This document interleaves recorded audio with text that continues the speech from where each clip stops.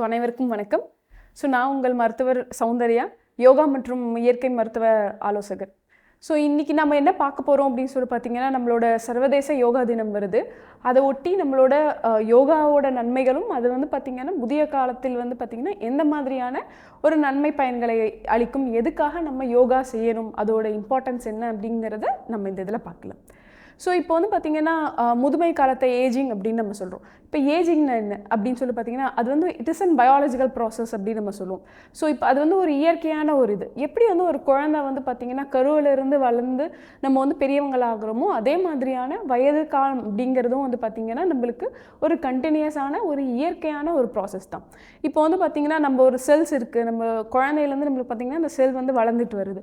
முதுமை காலம்னு என்ன சொல்கிறோம்னு சொல்லி பார்த்திங்கன்னா, அந்த செல்லோட அந்த தன்மையும் அதோட செயல்பாட்டுகளும் கொஞ்சம் கொஞ்சமாக நம்மளுக்கு குறைஞ்சிட்டே வரும்.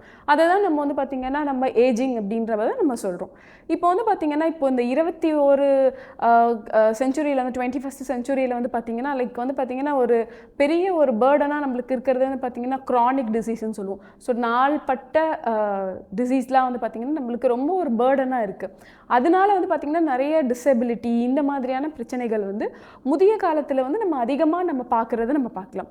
இப்போ ஒரு வயதை வந்து பார்த்திங்கன்னா பின் தள்ளிட்டு ஒருத்தவங்களை நம்ம கேட்குறப்ப அவங்களோட உடல் ஆரோக்கியமாக இருக்காங்களா அப்படின்னு பார்க்குறப்ப நம்மளுக்கு நிறைய டிசீஸ் இருக்குது. லைக் வந்து பார்த்திங்கன்னா நம்மளுக்கு உயர் ரத்த அழுத்தம்னு சொல்கிறோம், டயபெட்டிஸ் மெலிட்டஸ்ன்னு சொல்கிறோம். இந்த மாதிரியான சார்ந்து நிறைய பிரச்சனைகள் வந்து பார்த்திங்கன்னா வயதான காலத்தில் அதிகமாக வரதை நம்மளால் பார்க்க முடியுது. இதோட அடித்தள காரணம் என்ன, வந்ததுக்கப்புறமா என்னென்ன மாதிரியான விஷயங்கள் செய்கிறது மூலம் இந்த மாதிரியான பிரச்சனைகள்லேருந்து நம்ம வந்து விடுவி பெறலாம் அப்படின்னு சொல்லிட்டு நம்ம யோகா மூலம் என்ன செய்யலாம் அப்படிங்கிறத பார்க்குறோம். இதில் ஒரு முக்கியமான விஷயம் என்ன அப்படின்னு சொல்லி பார்த்தீங்கன்னா, இந்த சர்வதேச யோகா தினத்தை வந்து பார்த்திங்கன்னா யோகா ஃபார் ஹெல்தி ஏஜிங் அப்படிங்கிறது தான் வந்து பார்த்திங்கன்னா நம்மளோட தீமாக இருக்குது. அதில் என்ன மாதிரியான விஷயங்கள் செய்யலாம், யோகா எதுக்கு ரொம்ப வந்து பார்த்திங்கன்னா அத்தியாவசியமாக இருக்குது அப்படிங்கிற விஷயங்களை நம்ம பார்க்கலாம். இப்போ பொதுவாக நம்ம ஜென்ரலாக நம்ம பேசணும் அப்படின்னு சொல்லி பார்த்திங்கன்னா, ஒரு ஹியூமன் பீயிங், ஒரு மனிதனை நம்ம பார்க்குறப்ப எப்படி இருக்கீங்க அப்படின்னு நம்ம கேட்குறோம். அப்போ நம்ம என்ன சொல்லுவோம், அப்போ நம்மளோட உடல் ஆரோக்கியத்தை மட்டும்தான் நம்ம குறிக்கோளாக வச்சு நம்ம வந்து எப்படி இருக்கீங்க அப்படின்றத கேட்குறோம். அப்புறம் ஆப்போசிட்டில் இருக்கவங்களும் என்ன சொல்லுவாங்க, நம்ம எப்படி இருக்கோம், நம்மளோட உடல்நிலை எப்படி இருக்குது அப்படிங்கிறத சார்ந்து மட்டும்தான் அவங்க நல்லா இருக்காங்களா இல்லையான்றதை சொல்லுவாங்க.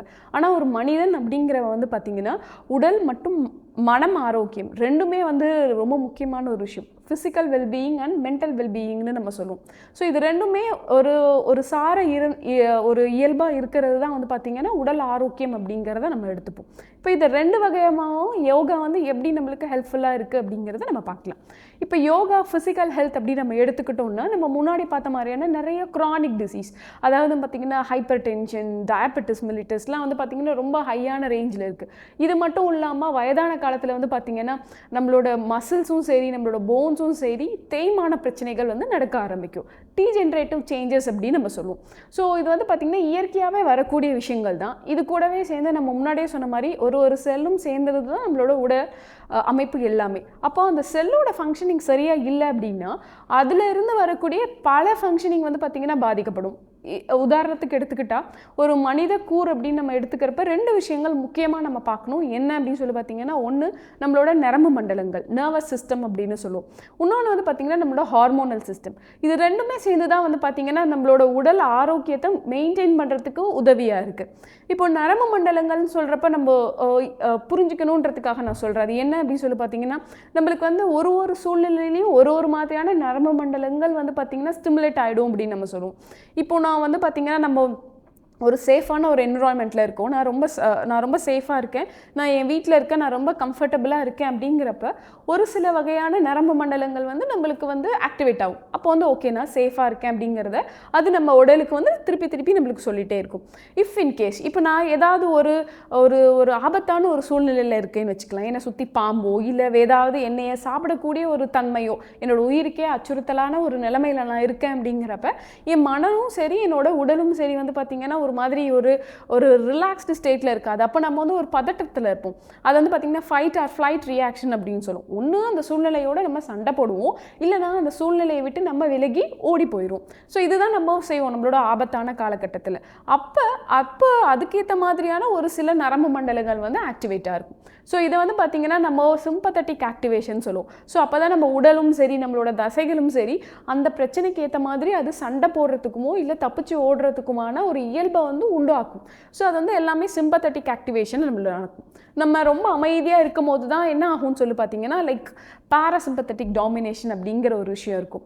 இப்போ நம்ம ஒரு மாடு எடுத்துக்கிட்டோம் அப்படின்னு சொல்லி பார்த்தீங்கன்னா, மாடை நீங்கள் பார்த்துருப்பீங்க நிறைய பேர். லைக் என்ன பண்ணுவோம்னு சொல்லி பார்த்தீங்கன்னா, அது கிடைக்கிறப்ப நிறைய புல்லை வந்து நம்ம செவிச்சு வச்சுக்கும். அப்போ எப்போ வந்து பார்த்தீங்கன்னா, ஏன்னா அந்த டைமில் வந்து பார்த்தீங்கன்னா நிறைய அச்சுறுத்தல்கள் அது இருக்கலாம். ஏன்னா மாடு கிட்ட போனாலே அது பயந்துக்கும். ஸோ அதுக்கான ஒரு சேஃபான ஒரு என்விரான்மெண்ட்டாக வந்து அந்த டைமில் இருக்காது. ஸோ அது என்ன பண்ணிக்கும்னு சொல்லி பார்த்தீங்கன்னா, அப்போ இருக்கக்கூடிய அந்த புல்லெல்லாம் நம்மளுக்கு மேய்ஞ்சிக்கும்.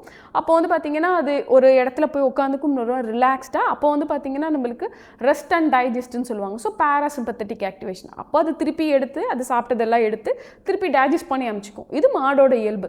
இதே மாதிரி தான் நம்ம ரொம்ப ரிலாக்ஸ்டாக இருக்கமோ அப்போ வந்து நம்மளோட சிஸ்டம் வந்து ரொம்ப வந்து காமாக ரொம்ப ஈஸியாக வந்து இதாகும். லைக் டைஜஷன் அப்படின்னு எடுத்துக்கிறப்பையும் வந்து பார்த்திங்கன்னா அந்த அமைதியாக இருக்கிறப்ப தான் நம்மளுக்கு வந்து நம்மளோட டைஜஷனுக்கு ஏற்ற மாதிரியான அந்த அமிலங்கள் அந்த விஷயங்கள் எல்லாமே நம்மளுக்கு ஒன்று தொட்டு நிறைய விஷயங்களை பற்றி பேசலாம். ஸோ அது எல்லாமே வந்து பார்த்திங்கன்னா இயல்பாக நம்மளுக்கு செயல்படும். இப்போது அந்த மாதிரி இல்லாத காரணங்கள் வந்து பார்த்திங்கன்னா அதிகமாகிக்கிட்டே வருது. இப்போ வந்து பார்த்திங்கன்னா வயதானவர்கள்னு இல்லை, சின்ன வயசுலேருந்து பெரிய வயசுக்காரங்க வரைக்கும் நார்மலாக சொல்லக்கூடிய வார்த்தை வந்து பார்த்திங்கன்னா ஸ்ட்ரெஸ் அப்படின்னு. ஸோ ஸ்ட்ரெஸ் அப்படிங்கிறது ஈஸியாக இருக்குது. அப்போ அந்த மாதிரியான ஸ்ட்ரெஸ் வந்து அதிகமாக நம்ம தேக்க என்ன ஆகுதுன்னா நம்ம உடம்புல நிறைய ஹார்மோனல் சேஞ்சஸும் வருது. அதே மாதிரி நம்ம ஒரு பதட்ட நிலையில் இருக்கும் போது நம்மளுக்கு ஃபுல்லாகவே இந்த சிம்பத்தட்டிக் ஆக்டிவேஷன் அதிகமாக இருக்குது. ஸோ இந்த மாதிரியான தன்மையும் நம்மளோட உடல் கூற கொஞ்சமாக வந்து பார்த்திங்கன்னா அது வந்து ஒரு மாதிரி ஒரு கீழ்ப்படியான ஒரு தன்மைக்கு வந்து எடுத்துகிட்டு போகும். இதுவே வந்து பார்த்திங்கன்னா ஹார்மோனல் நம்ம சொல்கிறோம். ஸோ ஹார்மோனல்ன்றப்ப நம்ம முன்னாடி நம்ம பேசுகிற மாதிரி ஸ்ட்ரெஸ்ஸுன்றப்ப நம்மளுக்கு கார்டிசோலுன்ற ஹார்மோன் வந்து நம்மளுக்கு வெளியே வரும். அப்போ ஓரளவுக்கு கார்டிசோல் வந்து பார்த்திங்கன்னா நம்மளுக்கு நல்லது தான். அளவுக்கு மீறினால் அமிர்தமும் நஞ்சு அப்படிங்கிற மாதிரி ஒரு லெவலான கார்டிசோல் நம்மளுக்கு தேவையானது தான். ஆனால் அதுவே அளவுக்கு அதிகமாக போகிறப்ப என்ன ஆகும்னு சொல்லி பார்த்திங்கன்னா நம்ம உடலில் வந்து பார்த்திங்கன்னா அது வந்து இது பண்ண ஆரம்பிச்சிடும். அதிகமான செக்ரீஷன்ஸ் வரும். அது நம்ம உடலுக்கு நல்லதாக இல்லாமல் இருக்கும். இது மாதிரி இன்னும் நிறைய ஹார்மோன்ஸ், ஃபார் எக்ஸாம்பிள் நம்ம நல்லா தூங்கணும் அப்படின்னு சொல்லி பார்த்திங்கன்னா நம்ம வந்து மெலட்டோனின் சொல்லுவோம் இல்லையா. ஸோ வந்து பார்த்திங்கன்னா இருட்டான ஒரு சுச்சுவேஷனில் தான் வந்து பார்த்திங்கன்னா அது வந்து நம்மளுக்கு செக்ரீட் ஆகும். ஸோ அது வந்து பார்த்திங்கன்னா வயதான காலத்தில் அது ரொம்ப குறைவாக தான் நம்மளுக்கு உற்பத்தியாக ஆரம்பிக்கும். அதனால வந்து பார்த்திங்கன்னா தூக்கமின்மை, சரியாக வந்து பார்த்திங்கன்னா மறந்துடுவாங்க, அது மாதிரியான விஷயங்கள்லாம் வரும். இது கூடவே சேர்ந்து என்டார்ஃபின் அப்படின்னு நம்ம சொல்லுவோம். ஸோ இந்த என்டார்ஃபின்றது பார்த்திங்கன்னா ஒரு ஹார்மோன். ஸோ அவன் எப்போ ஆக்டிவ் ஆவான்னு சொல்லிட்டு பார்த்திங்கன்னா லைக் எப்போல்லாம் வந்து பார்த்திங்கன்னா நம்ம ரொம்ப சாட்டிஸ்ஃபைடாக ஃபீல் பண்ணுறோமோ, லைக் நம்ம ஒரு ஃபிசிக்கல் எக்ஸசைஸ் செய்கிறோம், ஒரு யோகா செய்கிறோம், இல்லை நம்ம ஏதாவது ஒரு நம்மளுக்கான ஒரு இதை வந்து நம்ம ஏற்படுத்திக்கிறோம் அப்படின்னு சொல்லி பார்த்திங்கன்னா அந்த இடத்துல அந்த என்டார்ஃபின்ற ஹார்மோன் வரும். ஸோ அந்த ஹார்மோன் என்ன நம்ம உணர்ச்சி நம்மளுக்கு கொடுக்கும்னு சொல்லி பார்த்தீங்கன்னா நான் என்னோட எமோஷனலாக நான் வந்து ஸ்டேபிளாக இருக்கேன், நான் வந்து நல்லா இருக்கேன், ஒரு குட் ஃபீல் அப்படின்னு நம்ம சொல்லுவோம் இல்லையா, அந்த தன்மையை கொடுக்கக்கூடியது என்டார்ஃபின். ஸோ க்ரோத் ஹார்மோன் சொல்லிட்டு இன்னொரு முக்கியமான ஹார்மோன் இருக்குது. லைக் அது என்னன்னு சொல்லி பார்த்தீங்கன்னா பேர்லேயே இருக்கு இல்லையா க்ரோத். ஸோ வந்து பார்த்திங்கன்னா இந்த க்ரோத் ஹார்மோன் இருக்கிற போது தான் அந்த க்ரோத் அந்த வளர்ச்சி அப்படிங்கிற ஒரு விஷயம் வந்து நம்மளுக்கு நடக்கும். ஸோ இப்போ வந்து பார்த்திங்கன்னா வயதான காலத்தில் இந்த க்ரோத் ஹார்மோனோட தன்மை வந்து நம்மளுக்கு குறைய ஆரம்பிச்சிடும். ஸோ நம்ம யோகா செய்கிறது மூலம் இந்த மாதிரியான பல்வேறு ஹார்மோன்ஸை வந்து பார்த்திங்கன்னா நம்ம தூண்டுகோல் விடுறோம். ஸோ அதனால வந்து பார்த்திங்கன்னா அந்த க்ரோத் ஹார்மோன் நல்லா சுருக்குது. அப்போ வந்து பார்த்திங்கன்னா அந்த லைக் அந்த டீஜென்ரேட்டிவ் சேஞ்சஸ் வந்து ஆகும், அதை வந்து தடுக்க முடியாது. ஆனால் அந்த ஆகிறதோட தன்மையை வந்து பார்த்திங்கன்னா அந்த வீரியத்தை வந்து நம்மளால குறைக்க முடியும். அது ஒரு முக்கியமான ரீசனாக இருக்குது. அதுக்கப்புறம் நம்ம முன்னாடி பேசின மாதிரி ஒரு என்டார்ஃபின். இப்போ நம்ம யோகா செய்கிறப்ப வந்து பார்த்திங்கன்னா யோகா செய்கிறப்பையும் மெடிடேஷனோ இல்லை வந்து பார்த்திங்கன்னா நம்ம டைனமிக்காக ஏதாவது நம்ம செய்கிறப்பையும் கூட சரி, லைக் நம்ம மைண்ட்ஃபுல்லாக நம்ம வந்து ஒரு விஷயத்தை ஆழ்ந்து நம்ம ஒரு விஷயத்தை செய்கிறப்ப வந்து பார்த்திங்கன்னா இந்த என்டார்ஃபின்ற விஷயம் வரும். ஸோ இந்த என்டார்ஃபின் வெளியே வர்றதுனால என்ன ஆகும் அப்படின்னு சொல்லி பார்த்திங்கன்னா நம்ம உடலில் நிறைய வலிகள் அந்த மாதிரியான விஷயங்கள் இருக்கும் இல்லையா. ஸோ வலிகளை வந்து குறைக்கிறதுக்கு இந்த என்டார்ஃபின் மிகவும் முக்கியமான ஒரு இதை வந்து பார்த்திங்கன்னா பிளேஸை வந்து பார்த்திங்கன்னா பண்ணுது. ஸோ வந்து பார்த்திங்கன்னா இந்த மாதிரியான ஹார்மோனல் கண்ட்ரோல் இருக்குது. இன்னும் முக்கியமாக பேசணும்னு சொல்லி பார்த்திங்கன்னா வயதான காலத்தில் வந்து பார்த்திங்கன்னா இந்த மாதவிடாய் வந்து பார்த்திங்கன்னா ஸ்டாப் ஆயிடும், மெனோபாஸ்ன்னு சொல்லுவாங்க இல்லையா. ஸோ அந்த தன்மையில் என்ன ஆகும்னு சொல்லி பார்த்திங்கன்னா இயற்கையாகவே அங்கேருந்து வரக்கூடிய ஈஸ்ட்ரோஜன்ன்ற ஹார்மோன் வந்து நம்மளுக்கு குறைபாடாகுது. அதனால வந்து பார்த்திங்கன்னா நம்மளுக்கு நிறைய டீஜெனரேட்டிவ் சேஞ்சஸ் ப்ளஸ் வந்து பார்த்திங்கன்னா மசிலில் வந்து அந்த சார்கோபீனியா அப்படின்னு சொல்லுவாங்க. ஸோ அதுவும் வந்து பார்த்திங்கன்னா நம்மளுக்கு வந்து ஏற்படுது. ஸோ அப்போ வந்து நம்ம வந்து யோகா அந்த பயிற்சிகளை நம்ம திருப்பி நம்ம செஞ்சுக்கிட்டே இருக்கும் அது என்ன ஆகுதுன்னு பார்த்தீங்கன்னா அந்த ஹார்மோன்ஸ் எல்லாமே நம்மளுக்கு பேலன்ஸ்டாக வைக்குது. நம்ம முன்னாடி பேசின மாதிரி அந்த நர்வஸ் கண்ட்ரோலுமே லைக் வந்து பார்த்திங்கன்னா நிறைய ரிசர்ச் வந்து நம்ம இது சிஸ்டமில் வந்து கண்டக்ட் பண்ணிட்டு இருக்காங்க. நிறைய பிராணாயமாஸ், நிறைய முத்ராஸ், நிறைய யோகாஸ்லேயே வந்து பார்த்திங்கன்னா ரிலாக்ஸேஷன் ஆசனாஸ், இந்த மாதிரியான நிறைய விஷயங்கள் பண்ணுறப்ப பேராசிம்பத்தட்டிக், அதாவது நம்ம முன்ன சொன்ன மாதிரியான ஒரு ரிலாக்ஸ்டு தன்மை நம்ம உடலுக்கு வரும்போது அந்த பேராசிம்பத்தட்டிக் டாமினேஷன் வந்து அதிகமாகுது. அது வந்து பார்த்திங்கன்னா நம்ம உடலில் வந்து பார்த்திங்கன்னா நம்மளோட மூச்சு குழாயில் ஏற்படக்கூடிய பிரச்சனையாக இருக்கட்டும், மற்ற எல்லா இதுங்களுமே ஆகட்டும், நம்ம அது வந்து பார்த்திங்கன்னா சீர்படுத்தி நம்ம உடலை வந்து பார்த்திங்கன்னா மேலே வந்து கொண்டு வருது. அது வந்து ஒரு முக்கியமான விஷயமா இருக்கும். அதே மாதிரி நம்ம ஃபிசிக்கல் பாடியோட இதை பற்றி நம்ம பேசணும். ஸோ மென்டல் பாடி அப்படின்னு நம்ம வரப்போ நம்மளோட மென்டல் வெல்பீயிங்குமே வந்து பார்த்திங்கன்னா ரொம்ப இம்பார்ட்டண்ட்டான ஒரு விஷயம்தான். ஏன் அப்படின்னு சொல்லி கேட்டிங்கன்னா லைக் வந்து பார்த்திங்கன்னா மனசை புரிஞ்சுக்கணும் அப்படின்னு சொல்லிட்டு நிறைய பேர் சுற்றிட்டு இருக்காங்க. ஸோ அது வந்து பார்த்திங்கன்னா புரிஞ்சுக்கிறது இல்லை. லைக் நம்ம மனசு வந்து பார்த்திங்கன்னா எப்போ வந்து ஒரு சீரான ஒரு தன்மையில் இருக்கோ அப்போ வந்து பார்த்திங்கன்னா நம்மளோட மென்டல் வெல்பீயிங் அப்படிங்கிறது நம்மளுக்கு வந்துடும். ரொம்ப சிம்பிளாக சொல்லணும்னா நம்ம வந்து பார்த்திங்கன்னா வயசான காலத்தில் வந்து நம்மளுக்கு நிறைய எமோஷ்னல் இன்ஸ்டெபிலிட்டி இருக்கும். லைக் வந்து பார்த்திங்கன்னா எல்லாருக்கும் ஒரே மாதிரி இருக்குமா அப்படின்றது தெரியாது. மேபி வந்து ஃபினான்ஷியலாக அவங்களுக்கு க்ரைசிஸ் இருக்கலாம், எமோஷ்னலாக அவங்க இம்பேலன்ஸ்டாக இருக்கலாம். ஸோ இந்த மாதிரி எதுவாக இருக்கும் போதும் நம்மளுக்கு ஒரு டிசிஷன் மேக்கிங் அப்படிங்கிற ஒரு விஷயம் வரும் இல்லையா. எல்லாத்துக்குமே ஒரு ப்ராப்ளம் அப்படின்னு இருக்கும். ஸோ அதோட டிசிஷன் மேக்கிங் அப்படின்ற அந்த தன்மை வந்து நம்ம யோகாவும் ப்ளஸ் ரொம்ப நம்ம யோகா அப்படிங்கிறப்போ வந்து பார்த்திங்கன்னா பெருசாக நம்ம வளைஞ்சி அந்த மாதிரி செய்யணுன்ற அவசியம் கிடையாது. ஒரு லைக் முதியவர்களுக்கான யோகான்னே இருக்குது. லைக் ஒன்றும் இல்லை, நம்மளோட ஜாயிண்ட் எக்ஸசைஸ் செஞ்சு நம்மளோட எல்லா இதையுமே தளர்வு செய்கிறது மூலமே நம்மளுக்கு அந்த யோகாவில் கிடைக்கக்கூடிய எல்லா நன்மைகளும் கிடைக்கும். அது கூட சேர்ந்து நம்ம பிராணாயமா செய்கிறது, ஒரு சில கிரியா டெக்னிக்ஸ் செய்கிறது, நம்மளோட முத்ரா செய்கிறது, பந்தா செய்கிறது, அந்த மாதிரியான விஷயங்கள் நம்ம செய்கிறப்ப என்ன ஆகும்னா நம்மளோட மனசும் வந்து பார்த்திங்கன்னா ஒருங்கிணைச்சி வரும். அதோடு சேர்ந்து நம்ம முன்னாடி சொல்கிற மாதிரியான ஒரு பிரச்சனையே இருந்தாலும் அந்த பிரச்சனையை கையாளுற அந்த தன்மை வந்து பார்த்திங்கன்னா நம்மளுக்கு நல்லா மேம்படும். ஸோ இந்த மாதிரியான ஃபிசிக்கல் ப்ளஸ் மென்டல் வெல்பீயிங் அது ரெண்டையுமே வந்து பார்த்திங்கன்னா ஒருங்கிணைச்சி ஸோ முதிய காலத்தில் வந்து பார்த்திங்கன்னா நம்மளுக்கு வந்து பார்த்திங்கன்னா ஒரு சீரான ஒரு தன்மையை கொடுக்கறதுக்கு வந்து பார்த்திங்கன்னா யோகா வந்து ரொம்ப நல்ல ஒரு இதை வந்து வகிக்குது. இன்னொன்று என்ன சொல்லணும்னு சொல்லி பார்த்திங்கன்னா நம்ம முன்னாடியே நான் சொன்ன மாதிரி நம்ம ஜாயிண்ட் எக்ஸசைஸ்லாம் நம்ம சொன்னோம் இல்லையா. ஸோ அதில் வந்து பார்த்திங்கன்னா லைக் வந்து எல்லா இதுலேயுமே உங்களுக்கு ரெண்டு விஷயம் வந்து பார்த்திங்கன்னா உங்களுக்கு கண்டிப்பாக கிடைக்கும். ஃபஸ்ட்டு வந்து பார்த்திங்கன்னா உங்களோட ஃப்ளெக்சிபிலிட்டி. ஏன் அப்படின்னா நம்ம முன்னாடி நம்ம பார்த்த மாதிரி நம்ம தேய்மான பிரச்சனைகள்லாம் இருக்கும்னு சொன்னோம் இல்லைங்களா. தேய்மான பிரச்சனை அப்படிங்கிறது வந்து பார்த்திங்கன்னா நம்மளோட போன்ஸில் அதிகமாக தெரியும். ஸோ வந்து பார்த்திங்கன்னா முட்டி வலி அதிகமாக வரும். ஸோ வந்து இந்த மாதிரியான பிரச்சனைகளுக்கு வந்து பார்த்திங்கன்னா நம்ம யோகா கண்டினியூஸாக நம்ம செய்கிறப்ப என்ன ஆகும்னா அந்த ஃப்ளெக்சிபிலிட்டி தன்மை, அதாவது அந்த வளைஞ்சி கொடுக்கக்கூடிய அந்த தன்மை வந்து பார்த்திங்கன்னா பெருகுது.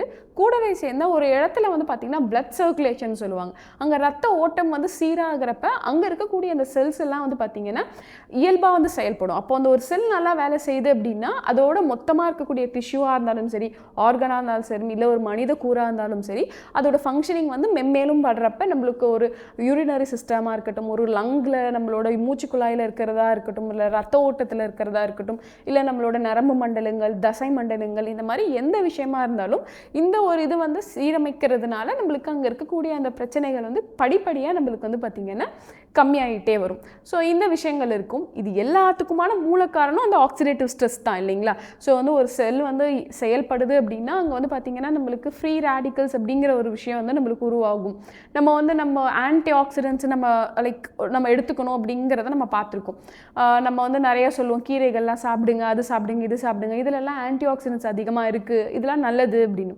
அந்த ஆன்டி ஆக்சிடென்ட்ஸ் என்ன செய்யறான்னு சொல்லி பார்த்தீங்கன்னா இப்போ வந்து நம்ம பாடியில் வந்து பாசிட்டிவ் அண்ட் நெகட்டிவ் சார்ஜஸ் எல்லாமே இருக்கும். ஸோ இப்போ வந்து பார்த்திங்கன்னா எதுவுமே இல்லாதது தான் நம்ம சிம்பிளாக சொல்லணும்னா ஃப்ரீ ரேடிக்கல்ஸ் அப்படின்னு சொல்லணும். ஸோ இந்த ஆன்டி ஆக்சிடென்ட்ஸ் எல்லாம் என்ன செய்வாங்கன்னு சொல்லி பார்த்தீங்கன்னா ஃப்ரீ ரேடிக்கல்ஸ்க்கு எல்லாத்துக்கும் ஒன்று பாசிட்டிவோ இல்லை நெகட்டிவ் சார்ஜஸோ கொடுத்துருவாங்க. ஸோ அதனால அவன் அதுக்கு மேலே ஃப்ரீ ரேடிக்கல்ஸ்னு சொல்ல மாட்டான், இதர் பாசிட்டிவ் ஆர் நெகட்டிவ் சார்ஜ் ஆனால் நம்மளுக்கு மாறிடுவான். அப்போது அந்த ஃப்ரீ ரேடிக்கல்ஸ் எல்லாம் ஒரு இடத்துல படிமானம் ஆகாது, அது எல்லாத்தையுமே நம்ம பிரித்து நம்ம உடல் கூறு வந்து இயல்பாக செயல்படுறதுக்கு அந்த ஆன்டி ஆக்சிடென்ட்ஸ் எல்லாம் வழிவகுக்குது. அந்த ஆன்டி ஆக்சிடென்ட்ஸ் எல்லாம் நம்ம வெளியே மட்டும்தான் எடுக்கிறோமா, லைக் நம்ம உடல்லையே வந்து பார்த்திங்கன்னா அது உற்பத்தி ஆகிறது இல்லையா அப்படின்னு நீங்கள் பார்த்தீங்கன்னா இல்லை. நம்ம உடல்லையே நம்ம செல்ஸ்லேயே வந்து பார்த்திங்கன்னா நிறைய வகையான ஆன்டி ஆக்சிடென்ட்ஸ் அதுக்குரிய என்சைம்ஸ் வந்து பார்த்திங்கன்னா செக்ரேட் ஆகுது. நார்மலாகவே நம்ம பாடி வந்து அந்த ஆன்டி ஆக்சிடென்ட்டோட அந்த தன்மை நன்மை எல்லாத்தையுமே செய்யும். வயதான காலத்தில் வந்து பார்த்திங்கன்னா அந்த விஷயங்கள் வந்து நம்மளுக்கு குறையுது. அப்போ நம்ம யோகா மாதிரியான பயிற்சிகளை வந்து நம்ம தொடர்ந்து கன்சிஸ்டன்சி அப்படின்னு சொல்லுவாங்க. ஸோ நம்ம எப்போ தொடர்ந்து நம்ம செய்கிறோமோ அப்போ வந்து நம்மளுக்கு நிறைய நன்மைகள் வந்து அதுக்கு பயக்கும். ஸோ வந்து பார்த்திங்கன்னா நம்ம தொடர்ந்து செய்கிறப்ப அந்த மாதிரியான ஆன்டி ஆக்சிடென்ட்ஸ் ப்ராப்பர்ட்டி நம்மளுக்கு அதிகமாகுது. ஸோ ஒரு சிஸ்டம்லன்னு இல்லை, மல்டி சிஸ்டம் வந்து பார்த்திங்கன்னா அது பெனிஃபிஷியல் ஆகிறதுனால ஓவரால் நம்மளோட ஹெல்த்துன்னு எடுத்துக்கிறப்ப ஃபிசிக்கல் அண்ட் மென்டல் வெல்பீயிங் எல்லாத்தையுமே நம்ம பேலன்ஸ் பண்ணி நம்மளோட பாடி வந்து பார்த்திங்கன்னா ஒரு ப்ராப்பரான ஒரு சிஸ்டம்குள்ளே போகுது. அதனால் நம்ம அந்த முதிய காலத்தில் வந்து பார்த்திங்கன்னா ரொம்ப கஷ்டமாக ஒரு விஷயத்தை டீல் பண்ணாமல் எந்த அளவுக்கு நம்மளோட உடல் கூறாக இருந்தாலும் சரி, இல்லை மனதளவில் இருக்கக்கூடிய பிரச்சனையாக இருந்தாலும் சரி, அதை நம்ம ஈஸியாக எடுத்துகிட்டு போகிறதுக்கு யோகா வந்து பார்த்திங்கன்னா ஒரு நல்ல ஒரு வழிவமைச்சு கொடுக்குது அப்படிங்கிறத நான் இந்த இடத்துல கண்டிப்பாக நான் சொல்லிக்கிறேன். இதுக்கு மேலே வந்து பார்த்திங்கன்னா நிறைய யோகா இருக்குது. இதை வந்து பார்த்திங்கன்னா நம்ம தெரப்பியூட்டிக்கல் யோகாவாக நம்ம ஹாஸ்பிட்டல் நம்ம கொடுத்துட்ருக்கோம். ஸோ இதுக்கு மேலே உங்களுக்கு கைடன்ஸ் வேணும் அப்படின்னு சொல்லி பார்த்தீங்கன்னா, ஸோ நம்ம ஜேஎஸ்எஸ் ஹாஸ்பிட்டலில் வந்து நீங்கள் வந்து ஓபி கன்சல்டேஷனும் எடுத்துக்கலாம், இல்லை ஐபி தங்கி நம்ம வந்து யோகா மற்றும் இயற்கை எல்லா மருத்துவ முறைகளையுமே நம்ம பின்பற்றி நம்ம வந்து பயனடையலாம். ஸோ அதுக்காக நீங்கள் எங்களை வந்து எப்போனாலும் நம்ம காண்டாக்ட் பண்ணலாம். ஸோ அகெயின் வந்து சர்வதேச யோகா தினத்தை வந்து பார்த்திங்கன்னா வழிமுடிஞ்சு உங்கள் எல்லாத்துக்கும் வாழ்த்துக்கள் தெரிவிச்சுக்கிறேன். நன்றி, வணக்கம்.